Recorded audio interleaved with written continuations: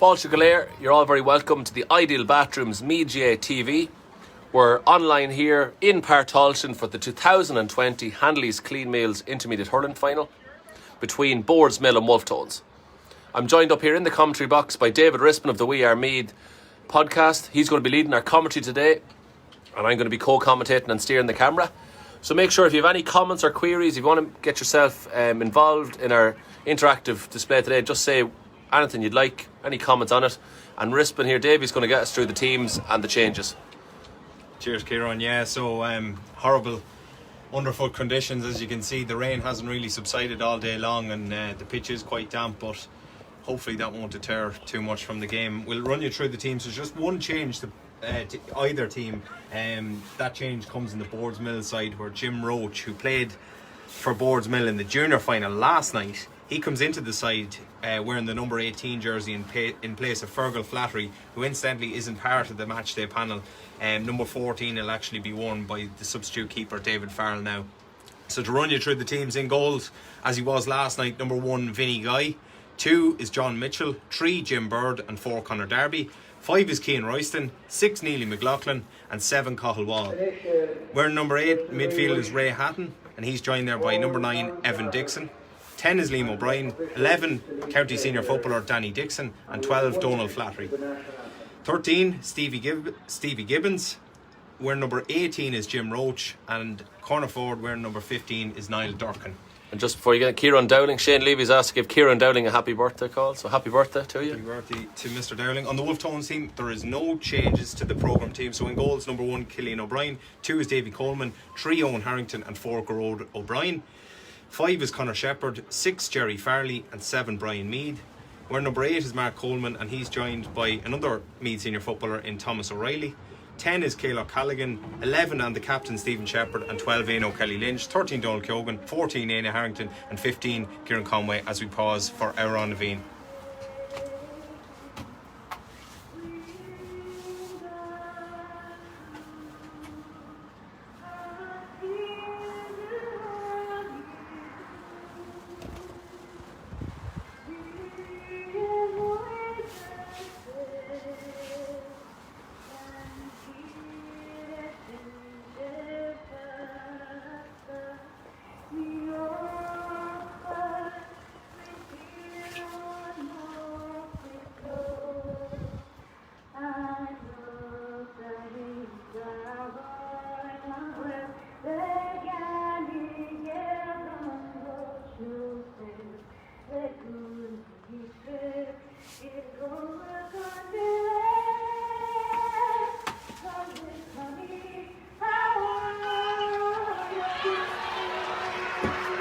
Ready to rock, and a decent bit of support in the Boardsmill supporters to the left of the stand as you look at it from here, and the Wolfe Tones located to the right, and Owen Ganley from Trim is the man in the middle of this one. Kieran Flynn, give us your thoughts. I suppose you were here earlier on for the junior final.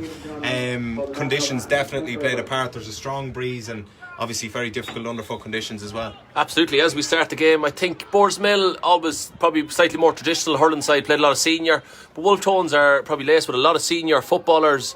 You never know, with fitness and that being a part, that they could very much, but then they've had a lot of football recently with Fesh Cup, and they're in the 2021 final, the 20 final last week, so they'll have a lot of miles on the clock. But as we start, the first score, I think. Score coming in from Donald Flattery. What an effort that was. It was stalemate in the early minute, I suppose. A couple of big hits.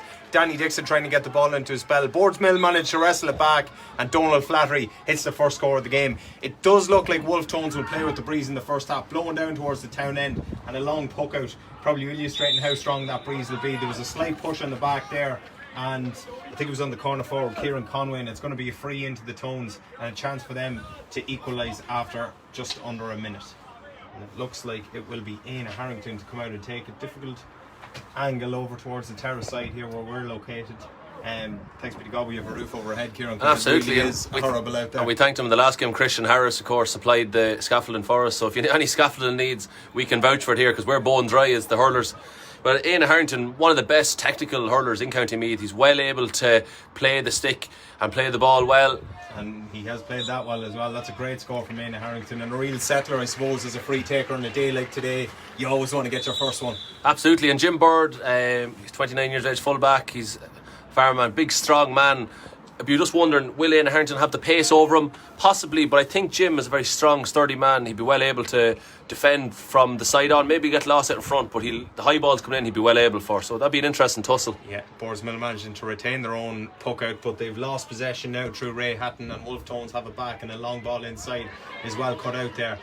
And they jostle for possession. It was the aforementioned Jim Bird and Éanna Harrington going toe to toe. Lovely ball played inside to the corner forward for Boardsmill. That's Niall Durkin, very good dual player. He's hit that well, big shout, but it's just drifted to the right and it's drifted wide. First wide of the game, registered for Boardsmill.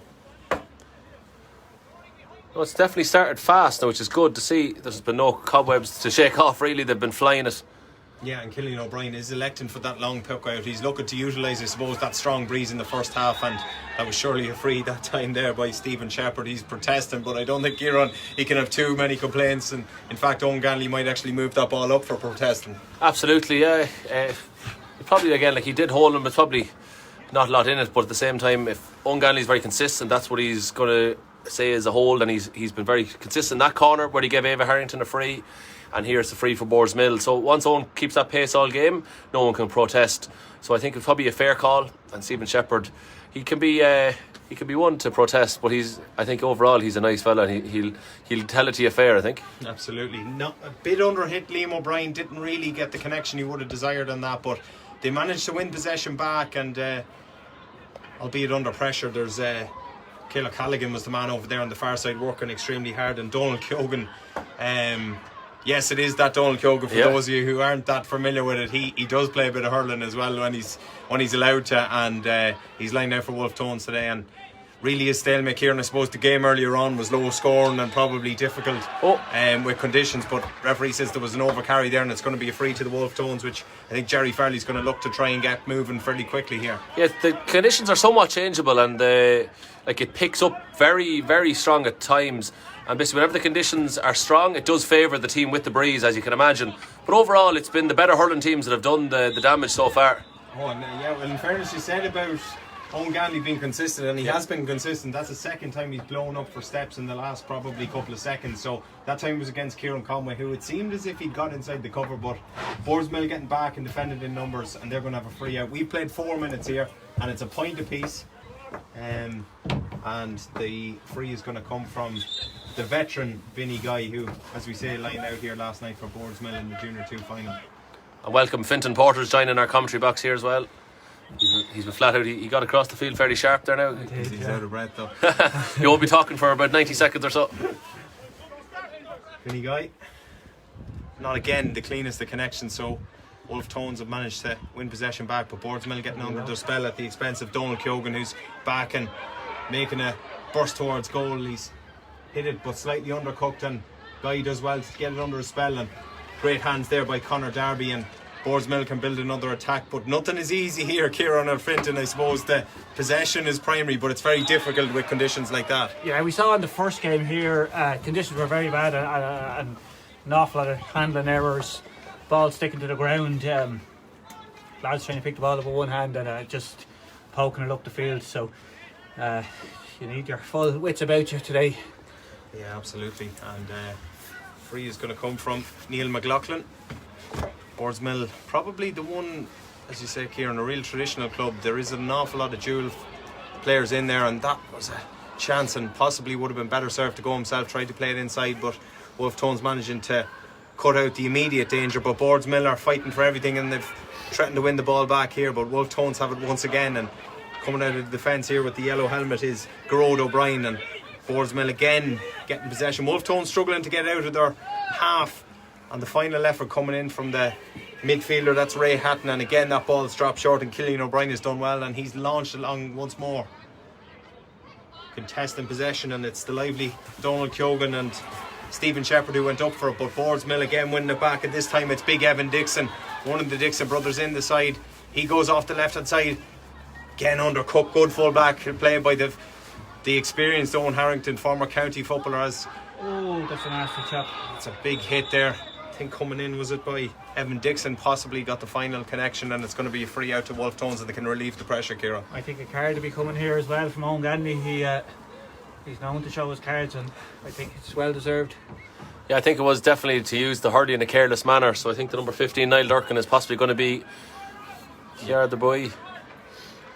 Just probably an unnecessary foul in the context of the game. There was no real advancement of the play there. Didn't really need to be kind of very robust like that. And it's probably a silly yellow. You'll regret that because you might need the yellow card later on. Absolutely, and you're playing on the edge then for the rest of the game. And with conditions like they are today, it does leave you a little bit limited in what you can do and what you can possibly get away with. But I suppose allowances have to be made for the conditions. And here is Cathal Wall launching a ball long and again getting stuck on the ground, but fighting hard for it. There is Donald Flattery, the man who's got Boardsmill's opening score, and he's won the sideline puck. And I suppose we've played just over 7 minutes. It is a point apiece, and nothing's easy, Fintan. No, it's not easy at all. Kieran has given the sideline course here again on players who in the first game I say nothing. In the first game, Kieran was expecting long sidelines every time they dribbled along the ground, but it's hard to get the ball up. Well, Ozzie Gleeson got one in the first half for Waterford against Limerick today. Right. It was a fantastic score, but fairness, a little bit drier underfoot there in Croke Park. And again, referee Owen Ganley has given a free to Boardsmill, and this will be a realistic opportunity for them to nose in front again. And Liam O'Brien is the man jogging across to take this free. As you say already, the breeze is strong and it is favouring Wolfe Tones in that first half, but you know, scores are going to be at a premium on a day like today. And free taking is key today. Yeah. Scores from play are going to be few and far between. that's dropped short, and it's going to be a free out again. Not the cleanest of strikes that time from Liam O'Brien, and that's two that have dropped short. And in fairness to Killian O'Brien in the nets for the Wolfe Tones, he's done well with anything that's dropped short in his path so far, and he's going long again, but again it's a little bit under hit. And big Danny Dixon is the man wearing number 11 and powering forward, and a brilliant hit by Gerard O'Brien, but the referee adjudged it not to be shoulder to shoulder, and it is going to be a free. Kieran, you thought it was a good hit? Yeah, it looked like it from the camera here, but we don't have the benefit of being 5 yards away from the play, even though we're in a great spot. Possibly the use of the hip or maybe the leg to trip alongside a good shoulder, so the good shoulder is negated by the hip or the leg, so maybe that's what Owen Ganley saw. Yeah, and it's going to be the third opportunity now for Liam O'Brien. Third time lucky he'll be hoping for, and I suppose at this stage he just wants to get on the scoreboard. And I think the sliotar must be flat, is it? Yeah, and that probably was the excuse for the first two as well, but this one's a little bit more central. In fairness, it's about 50-55 metres out from. It's unusual that they change the sliotar like that, unless it was a size 4 or something like that. I saw it before in a match where they were actually, the goalkeeper had a bag of size 4s and he was booking them out every time. Great tactic. And Liam O'Brien stepping up. As we say, wind and rain beating into his face. Again, he's gone long this time, and this one looks to be better struck, but it's drifted to the right and it's drifted wide. So another let off for the Wolfe Tones. They are riding their luck here in the early stages of the game, but we still maintain parity. Almost 10 minutes gone. A point apiece between the Wolfe Tones and Boardsmill, and Wolfe Tones are going to win the sideline ball, slipping and sliding over on the stand side. Yeah, and it hasn't been a score. Like the first scores came in the first minute. There's point apiece after a minute or a minute and a half. So we've gone 8 minutes, 9 minutes now with no score. Absolutely. It'll be a sideline cut. The rain is getting very, very. That's a great cut. Taylor Callaghan from Rathkenny, of course, another dual player. Doesn't play his football with Wolfe Tones, but he's a very good, gifted footballer. Castletown men as well, and Nowhere, Tones have a good catchment area there. We were just looking down through it. I mean, you have Brian Mead, former county player, you have Taylor Callaghan, Donald Keoghan, all from Rathkenny, you have Jerry Farley then from Castletown, and then there's a number of the Wolfe Tones players as well. So the Northmead Bandits, as Kieran and myself were calling it off. I think that's what you call them, and I just nodded. There's a Northmead hurling club now as well for juvenile up in St Michael's, so it's great to see it. It's fantastic to see, but it might affect some of these lads coming to Tones. And here is Donald Keoghan making one of those trademark powerful runs up the field. Can he find a man and dish it off? He can't, because that was number 18, Jim Roach, who did play a central figure for Boardsmill last night. He got a point from play in a midfield performance. It's a wonderful hit that time by I think it's by Mark Coleman. It's a fantastic score by Mark Coleman off the right, and Wolfe Tones edge in front. We played just over 11 minutes here, and the Tones lead by 2 points to 1. Yeah, it's definitely like the stickwork's been good. Donald Keoghan, he had a powerful run, but he was well marshalled into the corner, away from danger. So I think if they can keep that battle and keep his runs to a minimal, and if they do have the runs to stop him getting to the net, it'll be an interesting battle. And again, tones of possession, and it's Ciara Callaghan, another powerful run. Good strike, ball inside. Was almost brilliantly won by the corner forward Kieran Conway, but he's got it at the second time asking, but he was matched every step of the way by John Mitchell, who's done really, really well to win possession back. Not the best of clearances though, and Wolfe Tones, cornerback Rhoda O'Brien marauding forward again, but Boardsmill getting the stick in and winning possession back. And here is Jim Roach, late addition to the starting team, and he plays it long. Will the ball carry? And it seems to have. Corner forward for Boardsmill, Stevie Gibbons has won it, and he's won a free. He could have been net play there, Kieran. I thought the advantage was there, and he possibly had open road in front of him. The only thing about it, I'd say he had overcarried it if he had played on, if that makes sense, because he was being held and he had taken a few steps in the hold, so Owen Ganley probably was wise giving the free in that sense. But yeah, the advantage would have been definitely in the spirit of it, alright. I think we would have been cheering if he broke free. Absolutely. But that's for the referee has to manage the rules as well as the expectations of the supporters. Have they got it this time? They have, and umpires waved the white flag, and I think it is Liam O'Brien. Is it reverting back to half back who's got that score? If it is, he'll be delighted, because that's his fourth time for asking. It was probably one of his most difficult frees, Kieran, but a great strike in the end. Oh, what a catch, is it? No.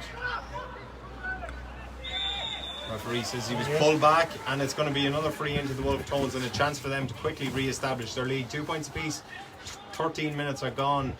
And Kieran, I suppose a man that's involved probably in the dual aspect of a club, how would this last week have been for the Wolfe Tones? I mean, you try and factor in, they have guys from other clubs, football championship is just around the corner. How difficult would it have been for Tom McKeown and his management team to try and get these lads focused on just the hurling this week?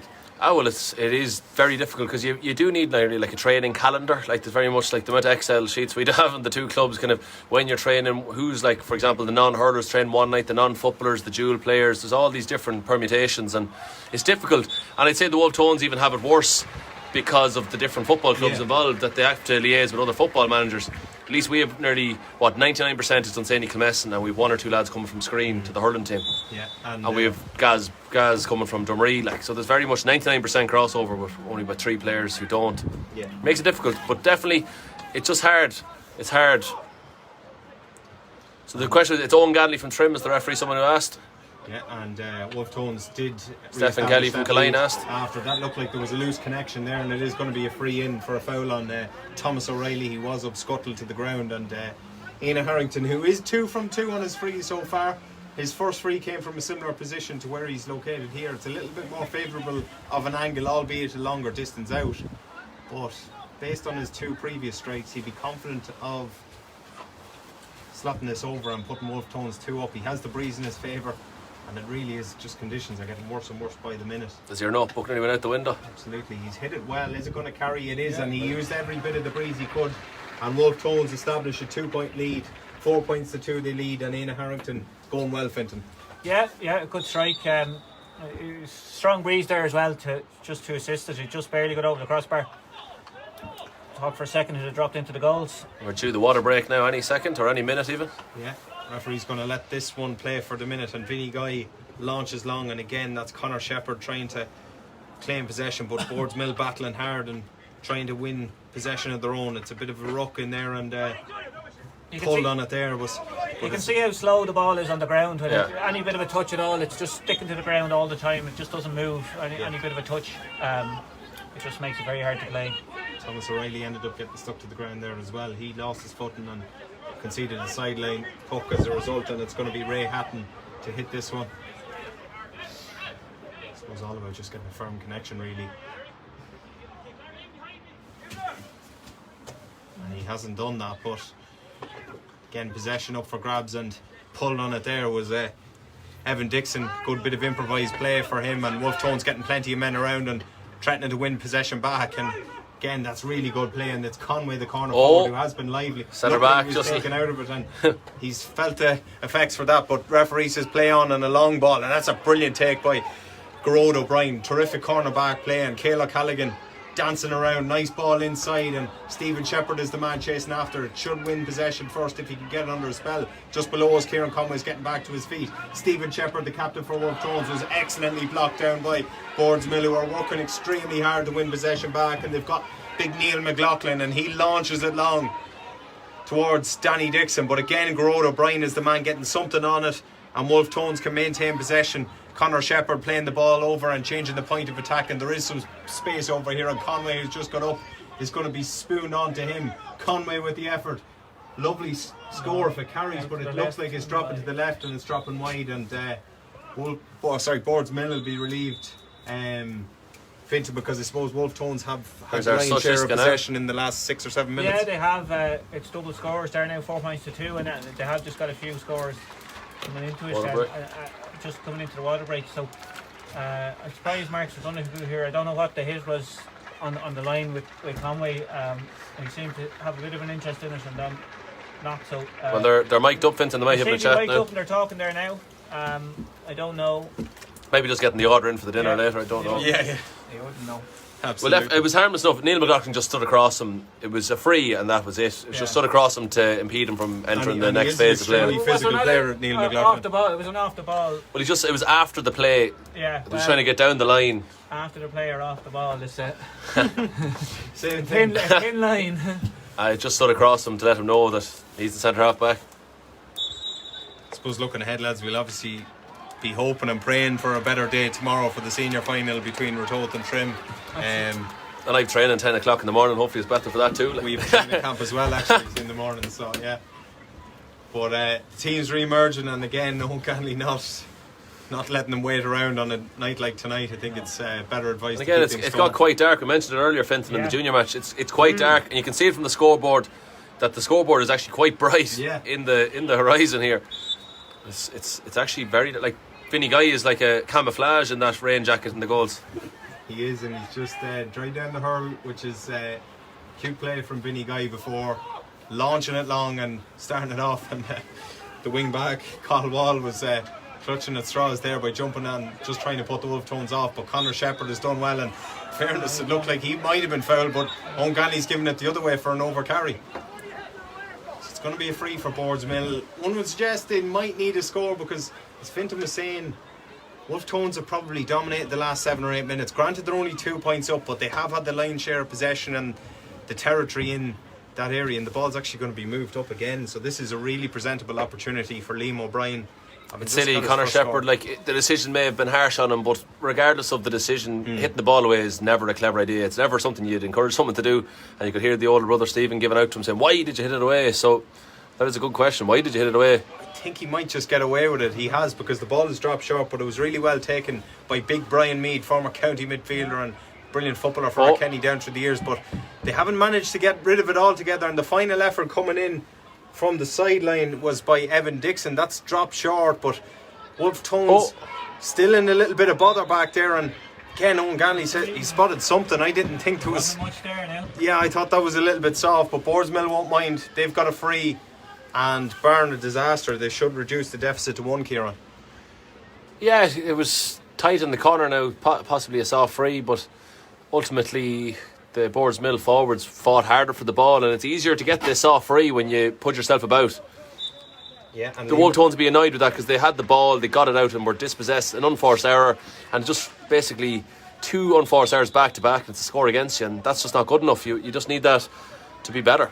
Yeah, and Liam O'Brien does tuck over his second free of the night, and we have a 1 point game.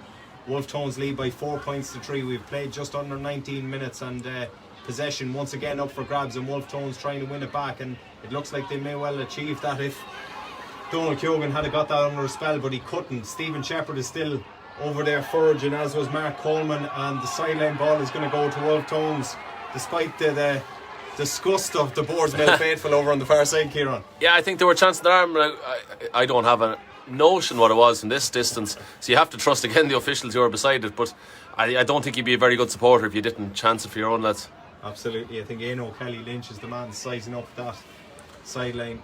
A man who can cut them now. Before I give him the commentator's curse, I've seen him score, and he has had a ball. really good connection, but Again, batted away that time by the Boardsmill rear guard, and Liam O'Brien is the man trying to retain possession, and he's got the free well. I think he felt the contact and hopped to the ground, but in fairness he probably was fouled, but just made the most of it, Fintan. I think he was on the way down before he was even fouled, but he knew it was coming. And savvy play, I would say. I'd call that savvy. Not like you. Normally you'd be giving out about a free like that. Well, it wasn't a free, but sure, we'll just have to go with savvy play. Justice has been done, you could say, though, because Wolfe Tones have one possession back from Neely McLaughlin's long free, and again there's roars for a free, but again Owen Ganley letting them play, and Wolfe Tones winning possession back. Fine effort coming in, seems to be dropping short. Oh, not really dealt with by Vinny Guy. Chance of a goal, surely he'll be put into the net, and it is! Corner forward, Kieran Conway, who has looked dangerous throughout, pouncing on, I suppose, the defensive lap in the full back line, and he finished it brilliantly. Wolfe Tones lead by 4-3. Yeah, Vinny, he dealt with the ball but just didn't get it away, and he kind of batted it down towards the Wolfe Tones forwards. Unfortunately, I think Donald Cogan got a touch on it first, and it broke out to Conway. But that just shows you Mark Hatton was inter-county goalkeeper, got injured, did the knee injury, and is missing this weekend. So one of your best players gets a knee injury, and it just affects your whole squad. And so often is the case after a goal, and that looked to be a real free there for Kieran Conway. Thought there was a whistle blown, but maybe not. And Wolfe Tones no free. Surely feel aggrieved that they probably haven't got anything, but they're still foraging for possession, and Boardsmill really need to dig in deep now. They are 4 points down, and that was great full back play by Big Jim Bird. And ball again is going to be brought forward for protesting, and Evan Dixon is the man trying to get things moving again with the orange luminous boots. You love to see it, and there could have been a foul in there, and that's a good spot in fairness. Yeah. So often is the case when a player doesn't go down, he won't get the free, but Stevie Gibbons was tucked, and really good call that time by Ganley. Yeah, like that's the kind of refereeing we want to see in the guards. Like we want to see physical contest at the field, but there is no physicality in holding a player. We want that always to pull up. There's no macho-ness in pulling and dragging off the ball. We want to see physical contact and hitting on the ball, but off it like that, we want to see O'Ganley pull them, and that was a very good call to see it in the corner. Very good call, and very good honest play as well by Stevie Gibbons. He could have hauled himself to the ground, but he managed to. Because I don't think that was a free the other end, because I think the corner forward went to ground easy. I think that's the ones you let play. Yeah, and Wolfe Tones have given up possession from that puck out, and the corner forward for Boardsmill, Niall Durkin, playing a speculative crossfield pass, but it looks like it might work to Evan Dixon, but again he was intercepted by his compatriot on the far side, Thomas O'Reilly, who elects for the long ball, but not really that long. That was lovely bit of play there. Final effort coming in, and again, not one first time we've asked him, but good cornerback play from David Coleman, one of two Coleman brothers in the Wolfe Tones side, and brilliant take that time, but unfortunately wasn't retained by Garrod O'Brien, who has looked impressive so far for the Wolfe Tones. And this is Liam O'Brien, did extremely well to dish the ball off, and the effort coming in from the midfielder Ray Hatton. Ball is dropped short. Killian O'Brien came for it, didn't really get there. Chance of a score, should have really went back out. Ball still at play, nobody knows exactly where it is, but the first man over is going to be Brian Mead, and a lovely little dummy and shimmy inside, and he just lofts the ball into the evening sky. He lost his hurley even striking that ball to show you how wet and slippy conditions are, that the hurley completely slipped out of his grip after he pulled. Great physical play. Yeah, there is big hits going up along the place, and it is good stuff. I know it's hard conditions out there, but there's still only 3 points between the sides. 1-4. We have about 6.5 minutes of normal time left to play in this first half, and again Wolfe Tones battle extremely hard, and that looked rather innocuous now, to be honest, and that's the kind of thing you hate to see. A player going down when he wasn't really challenged, and Kieran Conway could be in a little bit of trouble on the far side. I'm not sure about a free, lads, but he seems to be in a bit of trouble. Well, they're maintaining that Ray Hatton struck him, as in like hit him with the stick, not struck as in a red card, but played across the ribs or whatever. I didn't see much of it now. Stephen Dowland, the linesman here, is just talking to the referee. Yeah, he's back to his feet, which is good, because it looked like one of those where there wasn't anyone. He's talking about a strike, alright. But possibly there was a strike over. A free is more than enough. If there's no blood, shouldn't be a free. I think it's not the way it used to be back in the good old days. He's going to call Ray Hatton in. Haven't spoken to his linesman on the far side, so. Was it Brian Cody who said get rid of the yellow cards? Maybe he was right. Probably not, but maybe he was right. Yeah. That's going to be a yellow, I'd imagine. If it was an accidental slip, it is going to be yellow. So careless use of the hurley, I'd imagine, is what that's been done for. Yeah, and that is going to be Ray Hatton on a yellow card, second man to pick up a yellow card on Boardsmill, and over on the far side it's going to be Éanna Harrington trying to add to his 3 frees so far. Tricky angle, hasn't hit it that well, but again out in front looks to be Kieran Conway, who has been electrifying so far today. And big Donald Keoghan. Jesse got up like a bloody Lovely didn't pick he? up. That'll be a brilliant score if he can manage to get it, and he has. That's a brilliant Serious. score from the ex-county captain Donald Keoghan. Wonderful score off the right, and he re-establishes that 4-point lead. His physicality there to actually get off the ground after being hit.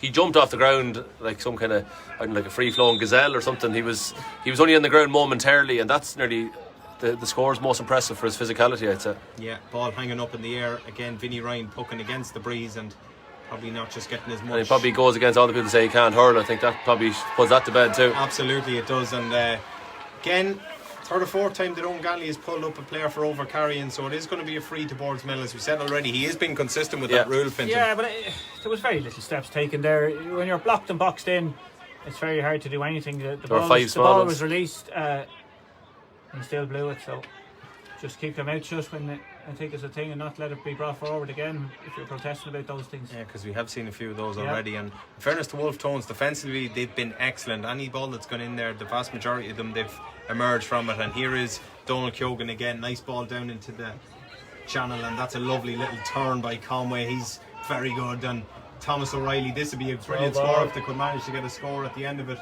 And it's back out to Conway, jinks inside. He'll surely get a shot away here. Doesn't hit it all that well. Again, it's dangerous, dropping short. And Vinny Guy came and he didn't really get there, Kieran, but got away with it. I know, I think he got there. I don't think the ball was his target. I think he did the right thing as a goalie. You just come out and get yourself in the way, because he wasn't going to get to the sliotar. I think Vinny Guy actually did very well there. He just got out and impeded the scorer. Shepherd, was it? Or? Yeah, I think so. Or was it Éanna Harrington? To be I think it was Éanna, yeah. He just got in the way. I think goalkeepers have to do that sometimes. Again, long ball, trying to play it over towards the sideline, but that's a brilliant take and a powerful run as well. I think it was by Kayla Callaghan. But again, Boardsmill sticking in and battling extremely hard, tackling with fierce intensity all over the pitch. They probably just haven't got the rub of the green or the bit of luck that they deserve. And again, that ball adjudged to be played off the ground, and again, it's going to be brought forward. I don't know why the cards aren't coming out. That's the kind of thing now. If it's the same player who's mouthed, then I think the cards have to come. And that's the third or fourth example of that we've seen in the first 27 minutes of the game. So yeah, as you say, it's probably card territory, all right. But what it is as well, it's territory for Liam O'Brien to try and reduce the margin down to 3. There is 4 points between them currently. It is very central. He's about 55 metres out. He struck it relatively well, but it's dropped short. And oh my God, Danny Dixon really thought he might have got a stick on it, but the ball, thankfully from a Wolfe Tone standpoint, Kieran, has gone to the right and wide. Yeah, again, the frees probably, they're not actually doing the damage enough from getting the 13 metre advancements, which is nearly in the net there. Mad stuff. I thought it went straight through the gate of everyone. Yeah, and conditions like that, anything can happen on a day like that, and that's gone on the far side to be a sideline ball for Boardsmill. It's very hard to see some of those balls. Like the yellow sliotar that the inter-county teams use, it's so much better. And yeah, I think it's going to be something that will be coming in the next few years. I think just have to get all the old sliotars out of circulation. I think just don't buy any new ones. Particularly on a day like today, is right, as you say. Like, it is dull. It's relatively dark, it's cloudy, it's very difficult to make it out by times, but that's. And there's lots of examples in other sports where they've changed the colour of the playing equipment to improve, and it's just normal now. Just it takes time. The GA wouldn't be renowned for its expediency. Change. Looking to pick out Éanna Harrington inside, but again the ball hits the turf and it slides out for another sideline ball, which Boardsmill will be looking to take and try and get a couple of scores if they can before the half-time interval. We have just over a minute of normal time to play in this first half. And it's good, like, this has been a good game. Bar the conditions have probably stopped it from being a classic. It's been a very even affair. Very even affair with a lot of tackling, a lot of quick ball movement. So it's very exciting. Very exciting indeed. And Boardsmill do have possession, and Liam O'Brien elected for the long ball inside, and that's a brilliant take again by fullback Owen Harrington. He's done extremely well. Anything that's gone in there, he's mopped it up to devastating effect. And Donald Keoghan, playing as a sort of withdrawn corner forward, got on plenty of possession. He passes to his county teammate Thomas O'Reilly. That's a brilliant take inside and a free as well by Kieran Conway. I suppose Fintan, he's probably been the pick of the Wolfe Tones forwards. He's been very good inside. He's very good. He's very fast. He's first to the ball every time there. He get down low to get the ball, and he won his free. Got the goal as well. Yeah, and Éanna Harrington, you'd imagine, should be routine enough without putting the blinkers on him too much. Dead straight in front of the goal, is about 25 yards out, just inside the D. And we are just approaching injury time, and will do by the time he hits this ball. Éanna Harrington puts 5 points between the sides. Wolfe Tones now lead by 1-6 to 4 points, and Kieran Flynn, Boardsmill will be happy to get in and try and reassess. Definitely, yeah. I'm not sure what the tactical shift is that is needed, but there definitely has to be something, because you can't just continue the way you are. I think at the moment, just the Wolfe Tones are just playing the better hurling. I think maybe some of the frees are dropping a bit shorter going out to the whites. Maybe go shorter on the frees, or of course they'll have the wind in the second half, so that could be a major change for them. But at the minute now, I think they just need to try a bit harder, in the sense that it just has to go for you. Sometimes you need a bit of luck. Yeah, absolutely, and they're Tones trying are to get better a score team here before half time. And lovely pop pass, and in a bit of space here is the wing half forward for Boardsmill, Donald Flattery. He got the first score of the game, and he might get the last score of the half as well. Great finish from Donald Flattery. Again reduces the deficit to 4. We have played 31 minutes, so we played a minute of injury time as Killian O'Brien gets us underway again. And that is all she wrote for Owen Ganley and for this first half. I suppose, Fintan, something for Boardsmill to build on that score going into half time. Yeah, absolutely. And we saw in the last game the change. Kilmessan were 3 points ahead at coming into half time. The wind is very deceptive there, how strong it is. I think we're told to come out to score 1-4 in the third quarter, playing with the wind. So you'd expect Boardsmill to do the same now, possibly. I suppose, Kieran, 4 points between the sides. Wolfe Tones 1-6 to 5 points. Wolfe Tones will probably need to slightly alter their game in the second half to contend with that breeze coming against them. I mean, you have Donald Keoghan out around the middle. The ball inside to Conway is going to be key, and I suppose not exactly raffling it or going long or agricultural, we'd say.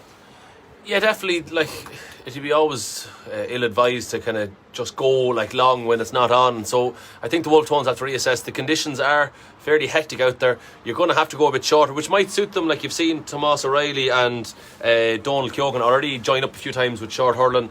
We haven't seen much of Aino Kelly Lynch. He's suffered an injury, the hamstring or behind the knee, I think it was, after that Fesh Cup game last week. He's someone that might come to life a bit in it. But I think the Tones, like, it's definitely their game. They're in the ascendancy. They have the hurlers to do it, but Boardsmill haven't clicked yet in, we'll say, the forwards. Like, they've had chances, but they haven't really utilised their full skill set. Like, the forwards that they have are decent, and the likes of Danny Dixon, for example, has got that power running through. He's been well marshalled though. Like, he's been marked by a few lads, different lads coming through, and I think it's all to play for, which is brilliant from a spectator's point of view. Fintan, do you feel in the fact that they're only 4 points down, you've said they've had chances and maybe spurned a few opportunities from breeze. With the breeze to come, they'll actually be happy enough with the position they're in. Yeah, look, it's not too bad of a position once they keep playing. Like, Owen Harrington has cleaned a lot of ball up, which has just dropped short against the breeze. I think that ball might be going over his head. Like, the Tones half forward line were very strong in that half. Like, Donald Curtis was out, or Donald Keoghan was out. And, Donald Curtis is on the bench though, in fairness. Yeah, no, I saw Donald on the bench. It's fantastic to see those playing. I played against Donald 20 years ago, probably or more with Tones, and he's still hurling. Kieran Conway was being electric too, and it's anyone's game still. Like, I don't know what you would class that wind, how many scores that wind is worth. What it's worth, yeah. Well, it was 3, funny enough, in the other game. We'll say that both teams got, we'll say, a 3-point lead with the half, but it's not as simple as that. Every game is different. But in fairness, Wolfe Tones have been a lot more clinical with their opportunities than Boardsmill have. Like, I'd say if you look at the chances created, they're probably fairly similar. But Wolfe Tones have just had that edge up on this side, I suppose. Yeah, like I said, they missed a few frees, Boardsmill. They had the opportunity maybe when the ball dropped in to get a goal. It just didn't work for them. And then the Wolfe Tones had their ball drop in and they did get the goal. So it's been a very even game. And just probably the break of a ball has gone, we'll say, positively for the Tones and not for Boardsmill. So that can change, that can turn in a in a heartbeat. Like, And I suppose from looking at the management as well, Flinner and myself were talking about this before, Fintan, but Boardsmill have a new manager in this year, so like the manager that got them to this stage, I suppose, last year, hasn't been in to really see out the job, and probably an interesting dynamic for him, for Chris Byrne coming in this year. Yeah, well, sure. I don't know how long since the semi-finals were played. You're For up a at year, probably. 300 days odd or more. Yeah. So, like the final was due to be played in last September, October. Probably was when the intermediate final was down to be played. So, October. So, it's a long time, and it is hard to come in and take another team. We saw Boardsmill last night here in the Junior 2 against Dunderry. It's fantastic that they're getting into two finals. It's a small enough club in the parish of Trim when you have the size of Trim, and I don't know if there's a few lads going to play with Trim who could be possibly playing with Boardsmill. So it's great to see them. I see TJ Riley over there still as well. Is he tugged out? Well, always. He's always tugged out. Yeah. I played against TJ Riley as well. So if TJ was, I think TJ was 67 and he played in goals. Yeah. A couple of years ago. Yeah. 20 years ago. Well, I wouldn't, not 20, not quite. Not 20, no, but possibly 10 years ago, I'd say. He's a fantastic man, hurling man, and ex-Meath manager, and Meath hurling chairperson. And I think they'll want to stop the clock over on the far side because it is running on into the second half. Wolfe Tones will be happy with that, Kieran, but I don't think Boardsmill will want that to keep going the way it's going. I think Owen Ganley's having the cup on Tay inside, so I think his clock is firmly stopped. So let's hope that's it. That's all that matters. Exactly. Joseph O'Brien is treating to us a bit of Cayley music. Of course, our Irish culture officer's on the mic. I'm over on the streaming today, so Joseph is deputising, so he's playing the old diddly eye. And I suppose tomorrow, Kieran, looking ahead to what will be a huge final between Ratoath and Trim. They've built up a nice healthy rivalry over the last couple of years. That's going to be an absolute cracker at half three. Oh, the senior final tomorrow is going to be an amazing game. There's so many good hurlers, especially I think in the forward. Like if you take the two full forwards, Daithí McGowan, Mikey Cole, two real young starlets, different, we'll say, sizes of men, but both electrifying forwards. And then you go, if you bring out like Pádraig O'Hanlon centre forward, Kieran Joyce will be centre forward, they're named two great playmaking hurling men, well able to get the ball moving around the place. You can start going through the whole team. The likes of James Torr and Dara Kelly, the two lads at number 6s, the two best centre backs in the county. Yeah. Debatably, both should be playing there for the county. You know what I mean? They're that good. Like it's whatever way you work them into your team. But I think that'll be a fascinating battle because the two of them will be at the centre half back, just outside the D, and they'll both be scanning to see where the other guy is because they're absolute brilliant passers of the ball. So I think it'll come down to, we'll say, maybe a big mistake, an error, or else it'll be a shootout. We're hoping for the shootout now if the weather can get better, because it's the kind of game that could have 20-30 points, you know, for both teams. They're that good at shooting. So I think it could be unbelievable. And they're going to be presumably two of the big protagonists in this year's championship as well. And it's mad, it's an opportunity to set a marker, I suppose. Especially when they're playing each other in the first bloody round, isn't it mad to think? You think they just play it all the one day and just get it done, maybe double them up, but that'll be a serious game. And it'll be interesting. And the winner here today with Boardsmill and the Tones, the winner will go into the Group B of the senior. So them fixtures have to be released basically Monday morning. We're hoping as soon as these games are finalised who's the winner.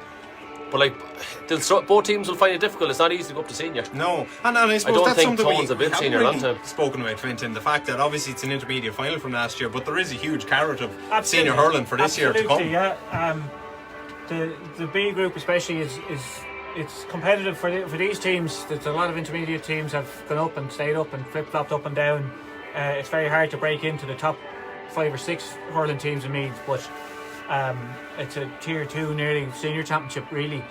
And either team here will be very competitive in that. Yeah, Boardsmill, like I remember a few years ago before they got relegated, they bet the likes of Clonmesson and that in the senior championship. They're well able to, we're talking maybe 7 or 8 years ago. I'm not sure if the Wolfe Tones have been senior before or what the last time they've been. They haven't been there in a long time, if they have. Not in a long time, no. No, but they're look, I think they won intermediate in the 80s or 90s, so it'd be interesting to see.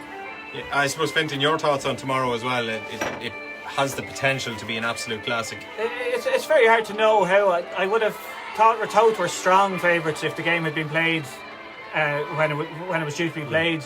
But it's very hard to know now what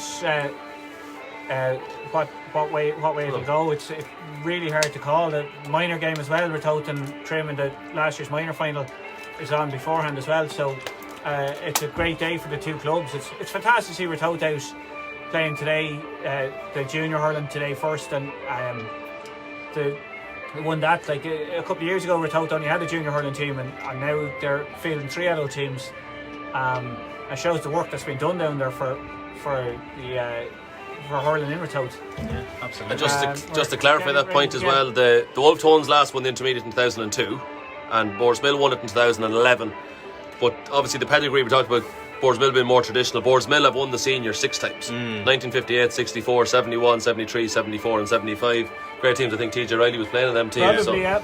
So just the Boardsmill have the history here today, but history will only get you so far. Yeah, But absolutely. definitely both teams would be capable of playing well in the Group B now, but it'll be tough going. They're not going to worry about it for another half an hour yet. No, and the clock still is going. We've played apparently 8 minutes into the second half, which we know we haven't, because referee Owen Ganley is back out. I think he's had a change as well. Yeah, jersey, yeah. I know. I think yellow goes better with his hair colour. Fortunately for him, he's got to change. I don't think the two teams have had the same benefit. No, I spoke to Helen Shepherd, the secretary of the club, actually in the car park. She said that the Tones had a second set with them, but they didn't change it. I think Wally is just so we're ready to go. the umpire. Wally, good man from Trim. Wally's not his real name. I can't remember his real name. he's just slowly now. He wouldn't be renowned for his pace. And then there's another umpire come behind him again. So I'm not sure who that one is. I can't see from the distance. We're really milking it at the half time. Literally, we're drinking the milk. We've seen actually the All-Ireland hurling semi-final start today with the Artane band still on the pitch, which is very unusual. That happens a good 2 times up. Yeah, but like literally. Well, we're taking to a light jog. It's a light jog. It was a good win for Limerick today too, 125 to 17 points. So yeah, they're going for another All-Ireland. And they'll be hard pressed to be beaten. Hard to stop them. So we are almost ready to go. The clock has thankfully gone back to the 0-0. So as you were, 4 points between the sides. Wolfe Tones lead. Someone's by asking the score. 1-6-5. And we are on our way. And Ratoath won the junior. That was a question that was asked. Ratoath won. With Boardsmill playing into the Navan O'Mahony's end or the town end, and they had possession, but they've relinquished it with Éanna Harrington, who is coming out to play a little bit more central in the middle of the field. I think that's a wise, probably tactic to use to get one of your better players on the ball in the middle third here. Yeah, because you can see isolation when you're playing against the breeze. You mightn't get too much of the ball, and it could be frustrating for one of your better players. So I think that's a good decision. Yeah, and really good play there time again by Brian Meath. He's been very consistent and very... He's a colossal there at wing back, isn't he? Yeah, man mountain. And well, I don't know, referee says that you got a hit in the helmet, but I think if you slide into a lot of that, you're going to get hit in the helmet. He was in trouble because it looked like he was going to overcarry the ball because he seemed to have slipped more than anything. But anyway, it's going to be a free to the Wolfe Tones, and Thomas O'Reilly is the man to size it up, and he's going to launch this long. He's definitely having a look at it, but it is a long way out against that breeze. He struck it really well. It's dropping just inside the 45, but again excellently cut out and great play that time by Ray Hatton to get it under a spell, and a long ball into the corner forward. But again, cornerback superb there, David Coleman. He did his needful and one possession back. That ball looks like it might have hit anyone, but Big Jim Bird has kept it in. Was he played out over the line? Referee says no, fair shoulder, and the fullback, not probably accustomed to try and win a free, Kieran, he ended up losing out on the sideline. Yeah, possibly a tough decision. It looked like it may have been in the back, but again, we want to encourage physicality, so I think the right call maybe to just let the game be played. It was a big hit, so that's what we like to see as the rain is nearly coming in the scaffold here now. It's just feeling the brunt of the weather. I can imagine what the players are saying. Harrington's nearly had it. And it is still spitting rain. It's not quite as heavy as it was at the start of the game, but it is still there, and it's definitely a factor. And Wolfe Tones have possession, and it is that man Brian Meath who's been superb so far, and instinctive effort there from the cornerback David Coleman, but ball has gone to the right and it's gone out over the sideline. It's going to be a sideline ball to Boardsmill, and I suppose it is important, Fintan, that they try and make a fast start and get a couple of scores early in the second half. Yeah, it's just to get their confidence up, and that it's very important just to get a score. An early goal would be fantastic for them. Lovely bit of nice skill. Touch. Lovely flick up that time by Donald Flattery. He's probably been hit twice, and there's nobody in front of him for Boardsmill. But as Fintan says, nobody there to win possession. And again, Wolfe Tones doing what they're asked to do defensively, and they're doing their duties well. Lovely. And a brilliant flick up that time by Éanna Harrington. Again, as we said, playing a little bit deeper in that second half now to just get on the ball, but he's lost possession. That was a good once you bring the ball with you can do that. Yeah, and lovely bit of skill by Evan Dixon. If he could finish with a score here, this would be absolutely brilliant, but he did flick it up, passed it to himself, and and then a wallop, he didn't get it on the screen. And there looks to be some off the ball shenanigans here, and Evan Dixon has left his midfield compatriot Thomas O'Reilly in a heap on the ground, and I'm not sure if Owen Ganley's seen it, but he'll definitely look for a little bit of assistance from his umpires who are discussing the incident inside, and he could be in a bit of trouble here, Fintan. Yeah. I don't think it was as bad as it looks. He did kind of give a bit of a strike back, but I don't. He's down holding his Just head. Fergal Lynch is saying get Davy closer to the mic. We're trying to get him away from it for years here. Yeah.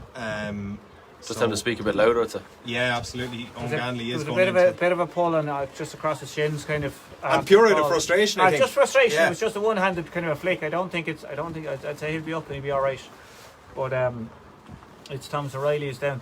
I'd say there's going to be. It was a strike off the ball, so I think Owen could be after the ball, Fintan. I think we're. Well, the ball. Well, it would be a real blow to Boardsmill, and it'll be a real double whammy for Evan Dixon, and he has been called in and summoned by Owen Ganley, who's indicated the swipe and the strike. And I think Owen is going to show a red card here. And Evan Dixon's game could be up, and this will be a hammer blow to Boardsmill at the start of the second half if he has to depart. We've played less than 5 minutes in the second half, still 4 points between the sides, and Owen Ganley doing his paperwork. What is going to be the final decision? And he has been sent off. Big roar from the Wolfe Tones faithful. So I think the rule, what Owen has actually done him on was catching it 3 times, because I don't think hand passing it to your stick is an issue. It's more he caught it 3 times. Well, Did he not hand pass it to himself though? No, he hit it to the stick, I think, but he caught it 3 times then, I think, by default then. Yeah. But as we said, that was all before the final action of the strike. No complaints. It was just that frustration. Yeah. He just, I don't know what was said to him or what, you know. So it is most definitely advantage Wolfe Tones. They have a numerical advantage now for the last 25 minutes plus of this game. They have a 4-point lead, and they're playing all the aces at the moment, and nothing is going right for Boardsmill, Kieran. No, unfortunately, they're just behind every ball at the minute. It's just everything that could go wrong is possibly going wrong at the minute. And again, as the clock just kind of peters out, and it's like the sands of time. It's just they're running out of time to score. They have to score 4 points just to get back to level. Yeah. So that means they need a 5th one without, and that's not easy. It's not easy. Nice cut from Connor Shepherd, and again, Aina Harrington engineering some space, time, lovely little pop pass inside to the inside forward. Can Wolfe Tones manage to retain possession again? Boardsmill doing well. They're dropping an extra man back now, obviously, and going to have to sacrifice a forward player in order to do that. The question is, how are they going to materialise or muster Jim up Roach the scores? is on there at number 18. That must have been a half time. No, Jim Roach started. Oh, that's the start. Sorry, you played instead of full forward, Yeah, he started. So no changes at the break, but it is going to be a free into the Wolfe Tones. And again, it's that man, Kieran Conway, who's engineered the free. He's been superb. And Aina Harrington, as you'd expect, in no hurry across to take it. Difficult angle, but one that he'll probably fancy based on how he's struck them so far. You don't see, that's usually frowned upon. I'm surprised Owen is letting him dry his stick.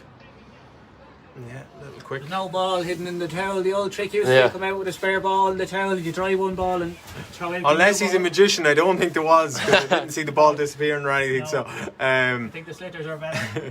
Aina Harrington with the free, and he's really underhit that. Maybe it was a worse slitter he gave him. Yeah, absolutely. But again, Boardsmill struggling to get out, and free is going to be awarded, and the pressure will be relieved. And Vinny Guy is going to be the man to go across and launch this long and try and get Boardsmill moving in an offensive manner again. It is going to be difficult for them in that final third, but they have to try and muster some scores, Kieran. Yeah, and it's interesting, like, as if you're a Wolfe Tones manager, Davey, what do? Do you push an extra forward? Do you use the sweeper? It's kind of like, obviously they probably will have one defensive player because of the wind disadvantage, but what do you do with the extra player is always a query you'd have. Yeah, and oftentimes the team with the lesser numbers of men respond the better, but Boardsmill haven't managed to just do that yet. It is quite a stalemate in the first 7 minutes. We haven't had a score yet. Yeah, it's still a 4-point game. Well, like Brian Mead is the one that's sitting in front of the back line at the moment. Oh. And a slip there from the corner forward. Niall Durkin was costly, I suppose. And again, excellent cornerback play from Garrod O'Brien. He's been really, really good back there for Boardsmill, and there's the example. Long ball, and there's only one inside forward trying to chase it. Wolfe Tones had 4 men back on that occasion. Should have been listening to me. I told them 2 minutes ago he was there. And Caoimhe Callaghan has open road in front of him. He thought about hitting it. He hooked himself. I think he hooked himself. Got caught in 2 minds. Final effort coming in. Has he got it from the acute angle? I think he has. That's a wonderful score from Caoimhe Callaghan. Sure. Oh, they're saying it's wide. It looked wide to me, I have to say. Yeah, and you did say it straight away. Stephen Dowling is signalling wide. And the linesman here is saying wide, and the umpire might have missed that one. And if that is the case, that was a great shout from the sideline, and indeed from our own Finted Porter up here. And our man with the towel is telling them to. Stephen is a club or a coach along with me in Navan. He's under 15, so Crossing the flag, are they? Or they're waving the flag? He was going to wave it, but I think he's going to cross it now. So the score is going to be disallowed. And it is still that 4-point game. It's a good call from the linesman. They've got to the right decision. Sometimes linesmen don't let those things go because they think they're wrong, but Stephen was in the best position. Stephen rarely thinks he's wrong. So. Yeah, and he's proven to be if he's right your here. friend, that must be the truth.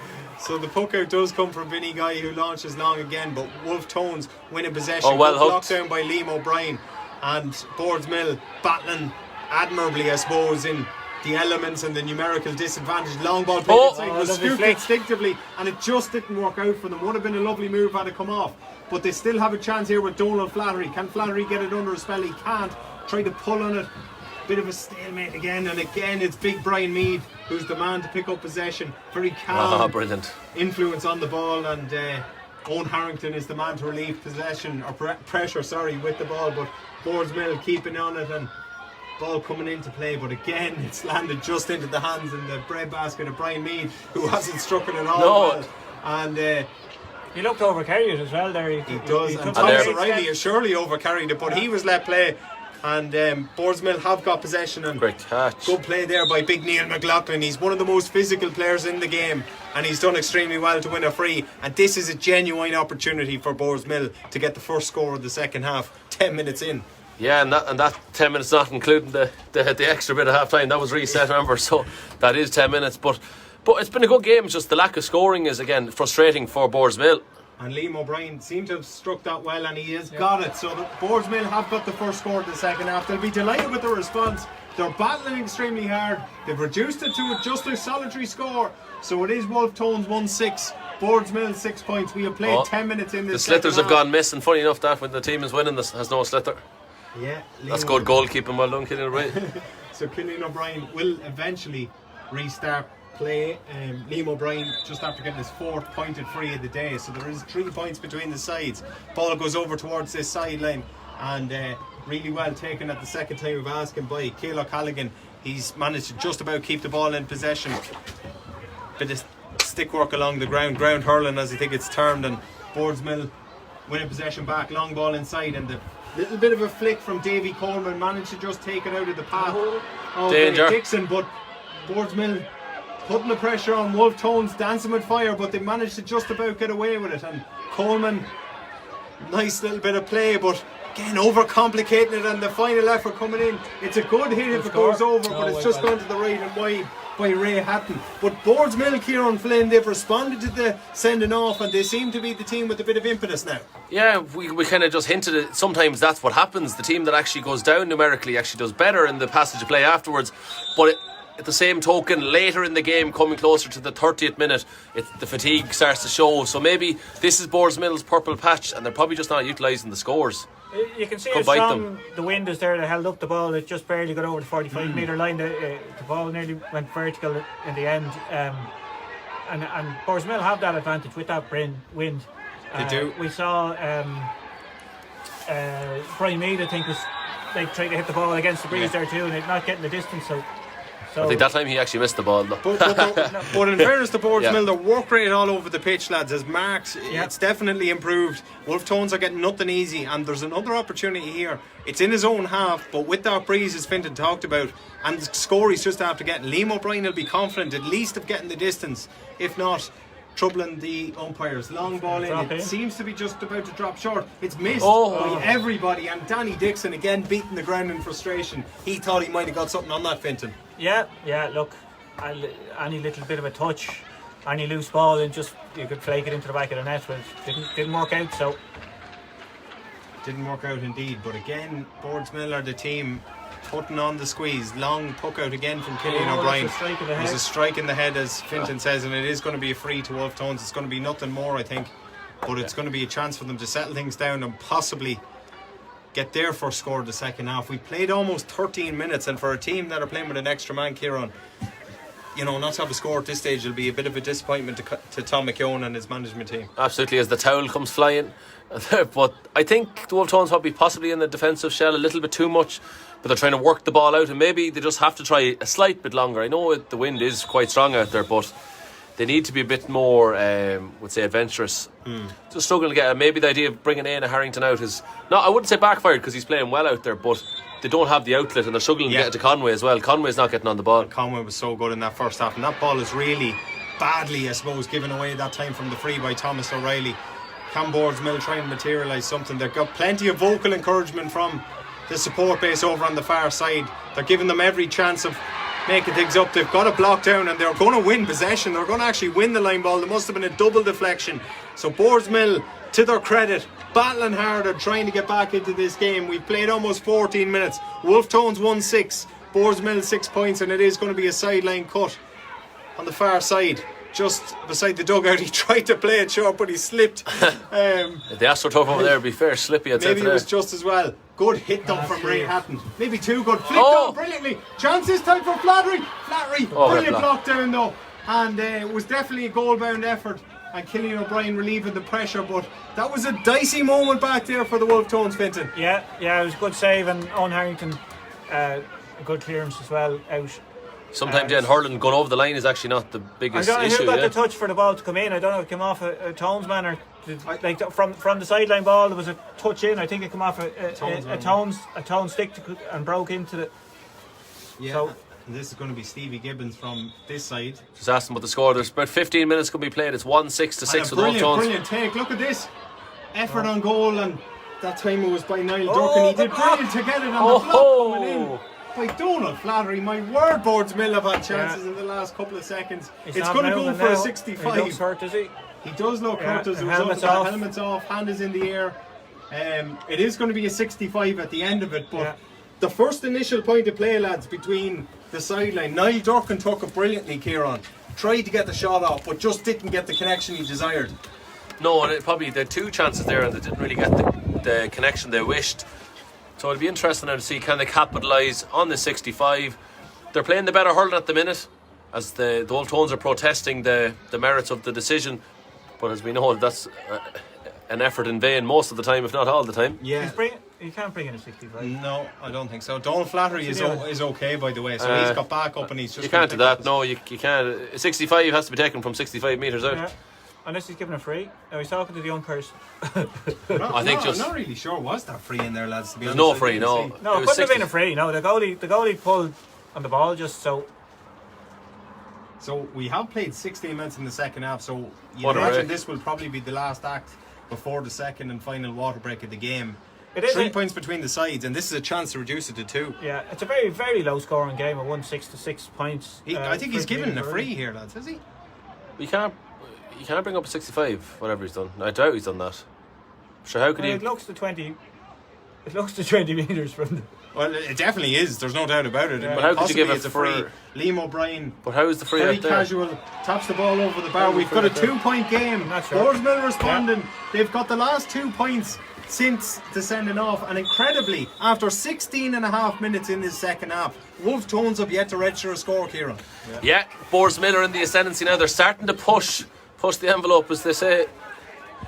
Again, look at that ball the way swinging, but that's what you need. You need your big men to get up. And that big man in this time has been Céile Callaghan, and he's launched the ball long, maybe too long, but brilliantly taken by Stephen Shepherd, the captain for the Tones. Can he lead by example? Long ball dropping shot. Vinny Guy watched it like a hawk coming into him, and he picks out Jim Bird, who lashes the ball down the field, and Boardsmill can go and compete for it. Brian Meath did enough to get a touch on it and get it back to David Coleman. Ball back to the centre half back. In this case, it's Jerry Farley, captain Castledown, intermediate side to the Cornabonia. Last week they were beaten by Waterstown on Bank Holiday Monday. Here is Donald Keoghan. He's been quiet in the second half, was a real influential character in the first. He's going to have a swipe at the ball, but it's going to be aimlessly put out and over the line, and another wide for Wolfe Tones, and that's going to signal the second water break. We have played 17 and a half minutes in this second half, and Finton, it's all to play for. Yeah, 9 points to 7. It is all to play for, and I have to say Boardsmill are looking the stronger team there with a man down. And all the noise is coming from the Boardsmill faithful as well. Absolutely, yeah. There looks to be a bigger crowd in over the Boardsmill side. So we won't know really. A goal could win this game. If either side gets a goal, I think it's lights out. You talked about Wolfe Tones needing to be a little bit more braver and adventurous with that extra man, Kieran, and I think now they probably do need a couple of scores to just reassure them of it. Yeah, and maybe they tried a few times. Donald Kyogan tried to beat his man for pace, and there's a few more kind of, we'll say, the phrase you used, marauding runs up the field. Just Boardsmill just probably did what Wolfe Tones did in the first half, just suffocated them a bit more, pushed on and kind of blocked them, pressed them. They're hard, like the puck out is probably the hardest thing against that wind. They're not winning as much primary or secondary possession, and if you don't have the slit there, you're going to struggle. So I think Boardsmill have had a lot more possessions of the ball, and from that they probably haven't done well enough for their own standard. But at the moment, if you're just thinking who's going to come out the top, you'd be edging towards a draw, and maybe Boardsmill just to pip it. So maybe I'd be practicing me penalties out there at half time. Absolutely, and thankfully it has got a little bit brighter overhead as well, so some of those darker clouds have evaded us now, and things have finally stopped. The rain has subsided for a while, so we are ready to go for the fourth and final quarter here. Again, a massive roar from the Boardsmill faithful over on the far side. They know they're in this game. Wolfe Tones need to respond, and we're going to restart I think with a puck out for Vinny Guy on this side for Boardsmill.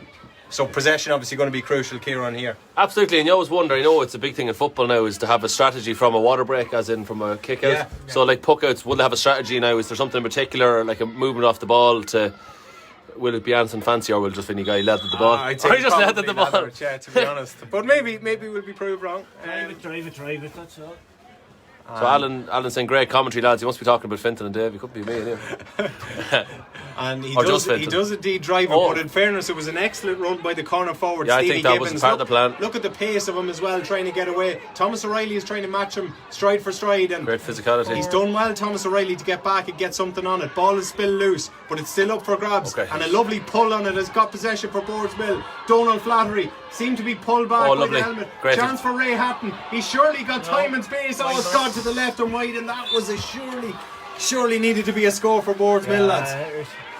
A big let off there for Tones. And especially it was so hard work, to get up there. That's the one that gets the real crowd up and gets them going. Like when they basically sickened, like Thomas Riley was trying to take it off him and he kind of got away, and it was just great play. You'd be frustrated with that. Killian O'Brien going long on the far side, and Wolfe Tones, they dominated on their own puckouts in the first half. They've really struggled in the second, and O'Ganley has spotted something. Lying on the ball, it's 1-6-7. Jamie Hackett asked there, so it's 1-6 to Tones. 1-6 to Tones, 7 points to Boardsmill, 2 points between the sides, and danger. Lovely pace this time. What a run this is. I think it is by that man Conway. Has he taken a few steps? He's lashed it towards goal and lashed it over the bar. Kieran Conway adds to his first half goal. Blistering pace down the sideline, cuts across and had the finish as well, Kieran. Absolutely, and we've seen Shane Conway from Kerry do that here recently. Blistering pace. It must be a family thing. Maybe they're related, we don't know, but that's serious. That's just the difference. Hatton didn't do it that time, and Coleman did, or Conway did. It's a 2-point swing, and Wolfe Tones do re-establish that 3-point lead. So goal between the sides, and they have possession here, trying to make it a 4-point game. And again, look to be of the soft nature, Fintan. I'm not sure about that, but Eno Kelly Lynch has got the free. Yeah, no, I think it was a free. He was in front of his man the whole time, and he was being a little bit pulled and dragged, and then there was a bit of a wild kind of one-handed pull across him. So after all of Boardsmill hard work to reduce it to 2, Aina Harrington has the chance to re-establish that 4-point lead as it was at half-time. We've 11 minutes of normal time left to play, and Harrington strikes it well, and he has got the score, so we do have a 4-point game. I was only joking. I reffed Wolfe Tones in the Billy Byrne Cup there recently. I was just laughing with Aina because I remember we used to know from the school hurling especially. He doesn't have the cleanest of strike, but he actually is a very good free taker. He doesn't a lot of free takers clear it into the next field nearly. Well, Aina's like a good golfer. He only just about gets over every time. Does enough. But he scores, and he's got a very high percentage, so that's all that he'll care about. Yeah. A substitution coming on here for Boardsmill. We'll try and work out who that is when it's announced in a second. Vinny Guy with the puck out. Played a short one and big Great hit hit. there on the far side, and That's what you nothing want. wrong with that one. And Boardsmill do get possession from it, so Soften your cuff. getting reward for it. But in fairness to the Wolfe Tones, they've won it back through the hard working Mark Coleman in the middle of the park. He's done well, and a lovely bit of hand-eye coordination from Donald Kyogan. He's played it back to Thomas O'Reilly, and Wolfe Tones go through the hands with Éanna Harrington playing the ball long inside. Jumped, brilliant. and it is that man Conway. He's so distinct. He's lashed it hard, and courtesy of the stick of Vinny Guy, the ball has gone over the bar, and Conway's got 1-2 from Blay, and that's the difference, Fintan. Yeah, like there's 10 minutes left to go in the game. Tones are after pulling out to a 5-point lead there from 2. So it's 20 for 15. So 20 for 15 for Boardsmill. So James Durkin has come on in place of Niall Durkin. So it's Durkin for Durkin. Can he have the desired impact that he needs? We have less than 10 minutes of normal time to play here. And Boardsmill, you'd suggest, probably need a goal at this stage, because so often is the case, Kieran, from water breaks, we've seen it. It has been a tide turner, and Wolfe Tones have come out a different side. Completely different. Like we were kind of writing their obituary, and that they've come out absolutely flying. And a bit of a cynical trip there, you'd have to say, by Jim Bird. Referee could have let the advantage play, because Tones looked to be in for a score, but he's going to call the play back. It is going to be a free to the Wolfe Tones. And a yellow card. And a yellow card. Yeah, the Wolfe Tones completely, like maybe they were listening to us here and they said, screw you lads, you're giving us grief. They just come out here totally different. It's like it's apples and oranges, completely different. They just probably got it to the likes of Conway. That's what we said they needed to do, was get it to the two lads inside, Éanna Harrington and Conway, and they've done that, and that's where they're getting the credence. Yeah, and Éanna Harrington, almost identical position to his last free, has the opportunity to make this a 6-point game, and that would be the biggest margin that we've had so far in the game. And we have just over 8 minutes left to play. Harrington with the free, and no problem whatsoever. He taps the ball over the bar. He has got 6 points, all from frees to the best of my knowledge. So out of Wolfe Tones' tally of 1-9, Éanna Harrington has contributed 6 pointed frees, and they lead by 6. Boardsmill just need to get the next score and start to score quickly themselves, or this won't. They need a goal, I think. And they've had a couple of chances. 8 minutes to go. Just... Yeah, because there's not a free-flowing enough game that they're going to score that amount. They're not going to get 6 points. Donald Flattery dropping it in. That's what you wanted, though. Yeah. And Wolfe Tones. Left it for the goalie. The keeper. It's gone for a 65. And it was the goalie's ball, I think they'll be happy enough with that to get it out. Now Wide, what? And out of danger. Now he's changed his decision, and How? Anyway, he did. He Normally an umpire will wave a wide and then decide it's a 65. It's unusual that. Well, there's not too much protesting, so maybe it is the right call. It's just when you change, it doesn't send out the best message, does it? Yeah, and lovely restart by Killian O'Brien to pick out Conor Shepherd. Good block down, but Shepherd is again. He got the bump as well, which is drove him on. Yeah, it nearly gave him a boost. Yeah, it did, exactly. And there's that man Conway again, just influencing play. Such a low centre of gravity. He's a class act. Did he double catch and the ball? He's played it into Éanna Harrington. He's played it inside. This could be the killer blow for Wolfe Tones. Can they get a score off it? Yes, they can. And the final effort comes in from Éanna Kelly Lynch, and that might be just the insurance score. But guys, again, it all came from the engineering. Conway getting himself space and time. I think he might have caught it. I'm not sure. I think it was the same. I think he might have caught it twice. Yeah. He might have threw it up to himself. He threw it and caught it, definitely. So that'll be check that back. If anyone's watching, if you disagree with us, put a comment in it. Boardsmill still battling on a long ball that side by Danny Dixon playing into space, but again that man Owen Harrington at the full back, he's not been a bad lad to have. He's been really, really good. But Boardsmill again trying to win it back, and Donald Flattery was surely hauled down, and it is going to be a free in to the Mill. 7 points between the sides. Wolfe Tones 111, Boardsmill 7 points. We've played 24 minutes in this second half. 2 subs. And there's going to be a double substitution now for Boardsmill.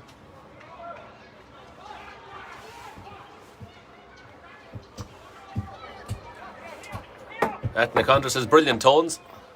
Yeah. If they're flying. Really strong last 7 or 8 minutes since the water break. Donald Flattery has been withdrawn, and I think Jim Roach is also going to go off on the Boardsmill team. The bomber Thomas Leonard's on. Donald Flattery's done well. He's probably been gone for the net, has he? He has gone for the net. It's gone for a 65. It needed a touch along the way. I suppose they were always going to go for the goal there. Absolutely. The Tones goalkeeper is he's been a bit flaky there on a few balls, and I think it's the right decision nearly to make there. Just drive it in at him. Yeah, I think you're saying at this stage maybe his touches there haven't been. He hasn't been decisive in getting the ball in his hand and getting out with it. He's just looked a bit nervous. I don't know. At this stage, they're not going to score 9 points. You're right. I think they're. So it'll be interesting to see, does Liam O'Brien elect to top this over, or will he drop it in and around the house? There is a 5 minutes to go. Strong congregation. No, he's gone for the point, and I think he has. Well, it's the worst possible outcome. It is, absolutely. It's a disaster from a Boardsmill standpoint. And Wolfe Tones, with 5 minutes of normal time left on the clock, there were no rush to move this on. They lead by 7, and they look to have seen off the Boardsmill challenge, Kieran. Yeah, at the moment, since they're completely changed from what we said at the water break, they really are starting to use. Well, we did hint maybe early on that the fatigue might hit into Boardsmill, and Wolfe Tones are starting to play the better hurling. Simple as that. Absolutely, and there's a bit of a forage down here underneath us for the ball, but again, Wolfe Tones emerge with it, and Donald Keoghan has so often he's done in Navan, familiar kind of stride of him, and the long ball has evaded everybody, but it's not evaded Stephen Shepherd. But brilliant play by Big Jim Bird. Terrific play, but yes, he says he's got it twice, and slipping in the rain, I think. Punted forward, and possession up for grabs once again in the middle third. Boardsmill do have it, and it is Ray Hatton trying to flick it forward, and again the advantage could have been played because Liam O'Brien seemed to have a little bit of space in front of him. Yeah, and the Boardsmill lads will probably rue that, because now the Wolfe Tones get to bring their sweepers back. There's 2 lads in there at the moment, Brian Mead and I'm not sure, is it the corner back? Is it David Coleman's in there as well. So there's 3 and 5 in there on the goalie. So the ball is going to be dropped in and around the house by Neil McLaughlin. Oh, chance of a pull if they could get something on it. It's the other way. That should have been a wide now, I think, because I thought it was a Boardsmill stick. That's what I thought myself. I thought there was a touch on the ground by one of the Tones players, to be honest. Eddie Healy from Longwood, I think, doing the umpire. And it is gone for a 65, regardless of what we think or what is the right thing. It is going to be a 65. The umpire has the last say on it, but it was half a goal chance. More than half, 3/4 a goal chance, isn't it? Just again, it bounced. I think you called it, Finton. There was a technical. It was a technical foul, I think, in the square. It definitely touched on the ground, I think. Yeah, it looked to be. So the Owen Ganley. He's missed a few. So you're wrong there, Dave. You said the umpire's the last call. You don't. The man in yellow has it. Yeah. The ref is the last call, and he's said wide ball. I said it was wide. I know, yeah, but you said the umpire's last, man. We saw the linesman earlier overruled it. The umpires too. So we've seen it infamously, I suppose, in 2010.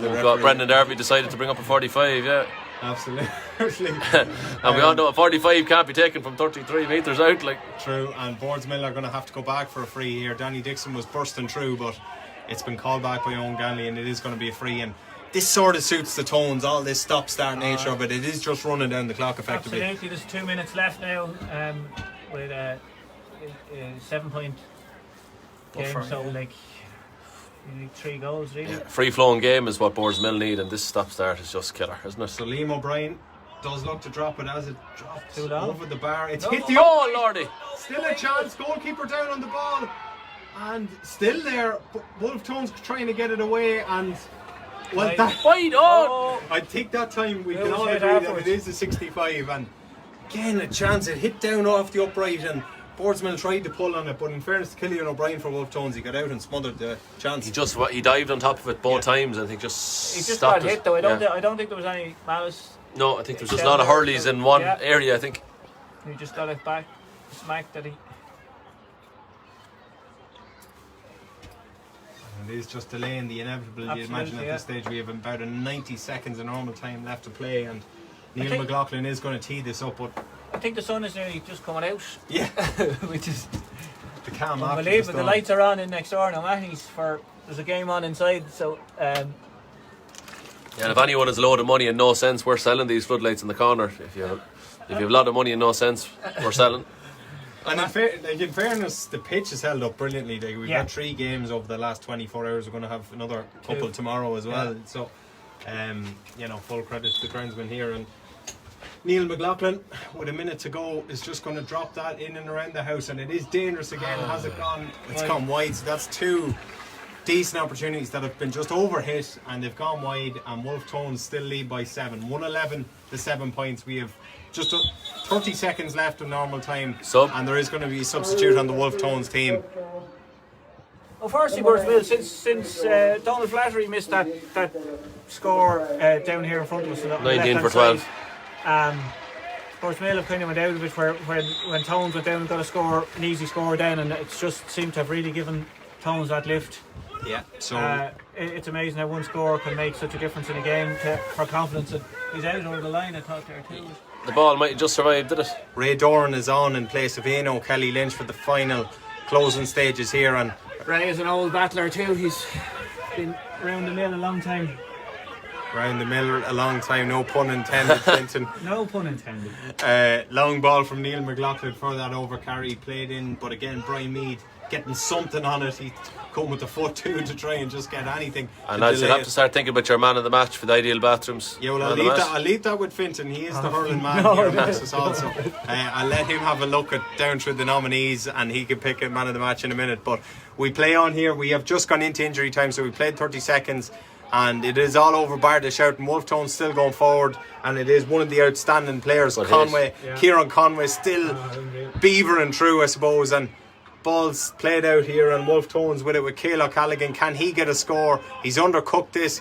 Vinny Guy thought about coming, he did well to howl on his run. It was pulled on by that man Ray Doran, who nearly had a fairy tale finish, but Boardsmill managed to stave off this particular Wolfe Tone's attack with the substitute over there on the far side, Thomas Leonard, battling for possession. He's managed to lose out though, and Stephen Shepherd, the man who will be going up to lift up the intermediate championship in just a few minutes time. Wolfe Tone still trying to manoeuvre another score. They are going to be playing senior hurling, I suppose, so they have plenty of big challenges coming in the next few weeks. They're going to take their position, as Finton says, in Group B of the Senior Hurling Championship for 2021. Long ball played from Boardsmill, who will again contest. They'll be one of the front runners for the Intermediate Championship once again. They'll be hoping to come back a little bit stronger this year. I suppose the extra man has probably really curtailed their challenge in the last couple of minutes, and I think that was out over the line, was it, lads? It's been done for overcarrying. Substitution, the Tones. Yeah, substitution for the Tones, and just getting feisty and fractious over there in the closing stages. No harm. Not much point for us. We haven't had any indication of the extra time either. And it is 2 minutes into it is the extra time. aforementioned Donald Curtis, in his late 40s now, I believe, lads. And I'd say he's only a minor. Mid-30s will give him. He's on to get a taste of it for the last couple of minutes with the green helmet on the far side. It's good to blood a youngster at the end. And final ball coming in here. Nice puck that time by Leonard, but it's evaded everyone. It's going to be a free in for Boardsmill. At this stage, lads, what do? Do you tap the ball over the bar? Bury it in the top corner. You do. Liam O'Brien is the man, and he is obviously trying to move things on. We have played almost 3 minutes of injury time, and you scored the goal, you win the puck, you score a goal, you win the puck, you score a goal. Simple enough, David. He's got 5 points. Will he add to his tally, or will he try and go for the jugular? Liam O'Brien going for the jugular, but it has been smashed over the bar. He's got his 6th of the match, and he's reduced the deficit to 6. It's 111 to Wolfe Tones, 8 points to Boardsmill, and that will surely nearly be it. Kieran Flynn.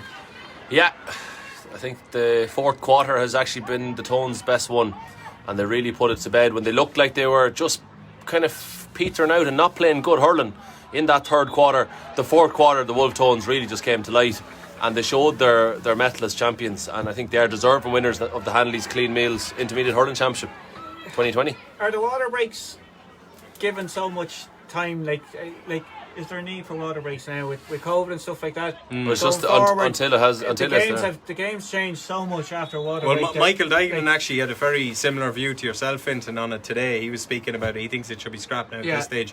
COVID is on the way out and stuff, and it is a massive tight turn. You've seen it. Boardsmill had it back to 2 points. They were on top all over the field. If a lad wants a water, he just goes over and gets it. Yeah. Wolfe Tones were really under the cosh, I suppose. Reassessed, came out, and they were a different side in the final third, and that is it. Big cheer in the stand, big cheer on the pitch. Wolfe Tones deserving 2020 intermediate hurling winners on a scoreline of 111 to 8 points. Kieran Flynn, you can't argue over the hour plus that they didn't deserve it.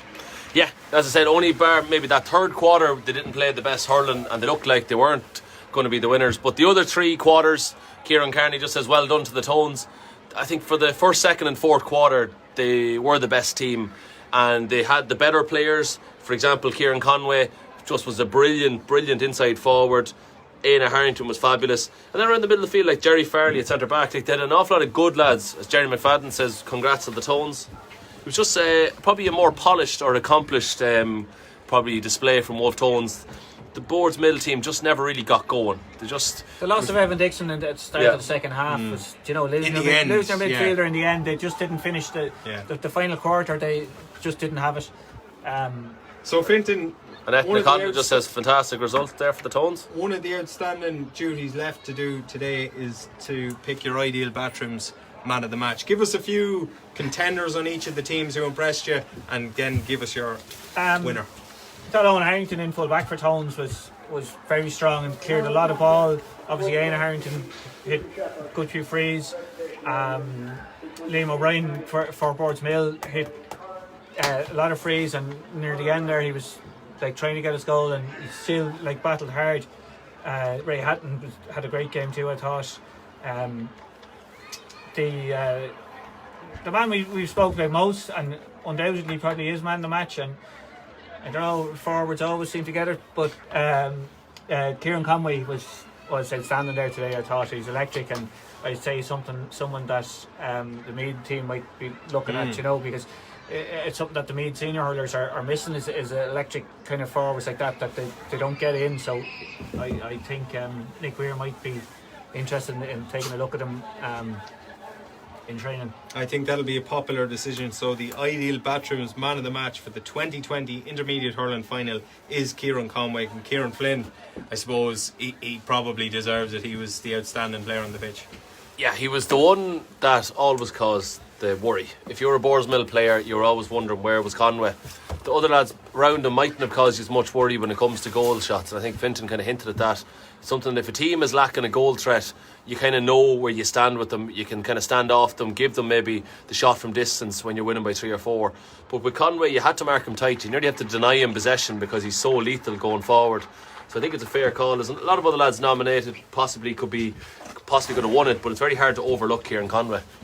As I said, a few people came in and commented, well done to the Tones. So thanks. There was nearly over 200 people watching on the stream, so you're all very welcome. And we're going to just leave it on now for the presentation. Colin Brennan is there, the Hurling Committee Secretary, and Adam Hanley, the sponsor from Hanley's Clean Meals up in Ashbourne, does all the kind of catering needs and kind of healthy options. So if you're in that area, or he delivers in the whole County Meath, so definitely look at Hanley's Clean Meals. Best of luck to Tones. They're out probably in 2 weeks' time again in the senior. They're out next week. Next week in senior football. Oh, senior football, but senior hurling. Following week. We don't care about football here. No, you.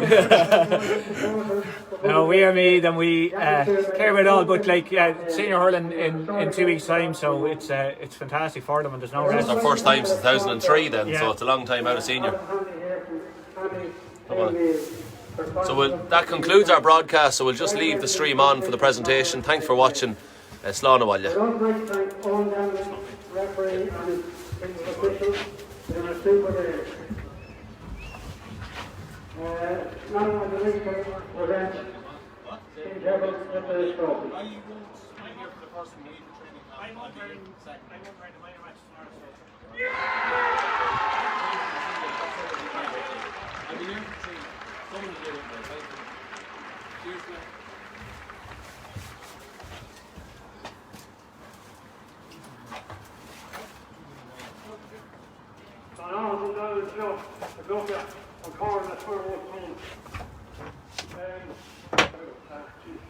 I suppose we started years ago. This great bunch of lads put together in a small group within the club that play football, hurling, and we're a close-knit group. We've been banned twice in the intermediate finalists in the past couple of years. And honestly, I was down with this. We might never get out of the way. But through perseverance and belief, we kept at it, and even through a pandemic, I probably took a pandemic to get us all together, to get a bit of extra stick work, to get us here where we are today. There's so many people that I need to thank. Tommy Jones, like, where do you start? Like, that man, Toro was on his knees in our club, and he puffed and he puffed, and he kept it going. Silver Brian stepped in last year, took us over, took us to a whole new level, lads. He was thankful by Annie Connell, Stevie Cash. Lads have come before us. Ken White came in last year, waiting and waiting for a transfer. Came in as selector, as trainer, and his attitude that he's been here for 20 years. I need to thank the lads themselves. The commitment and effort they put in over the last 18 months, unbelievable. Special mention to two lads. They're going to travel from Wicklow for training for challenge matches. In a Harrow, starting out the holidays so he can get up on weekends from Waterford. The effort them two boys have put in just to play a bit of hurling is unreal. Commiserations to Boardsmill. Tough, hard, hitting game, lads. We knew coming in here today we wouldn't get an inch. We know that youths have experience and they'll be back fighting for this next year and it won't be long until they're back up senior. 3 cheers for Boardsmill. Good? Good? Good? That's it, lads. I'm going for a fight.